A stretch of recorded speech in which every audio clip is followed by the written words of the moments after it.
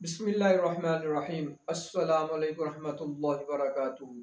Knowledge आप कुरान हदीस के चाहने वालों, आपका मेज़बान हाफिज़ आतिफ हुसैन आपकी खिदमत में हाजिर है।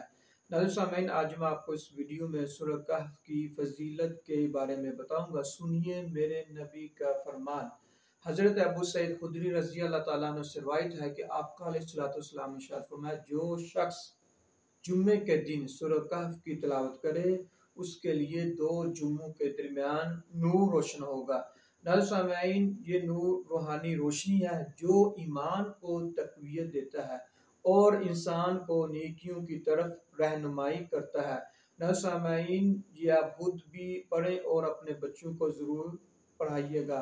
नाज़रीन सामीन, अल्लाह रब्बुल इज़्ज़त से दुआ है कि हमें आका अलैहिस्सलाम की तालीमात पर अमल करने की तौफ़ीक अता फरमाए। अगर नाज़रीन सामीन, अगर आपको वीडियो अच्छी लगी आप लाइक कीजिए, शेयर कीजिए और मेरे चैनल को सब्सक्राइब कीजिए। इसके साथ अपने मेज़बान हाफिज़ आतिफ हुसैन को इजाज़त दीजिए। अल्लाह हाफ़िज़ फ़ी अमानिल्लाह। अस्सलामु अलैकुम रहमतुल्लाहि व बरकातुहू।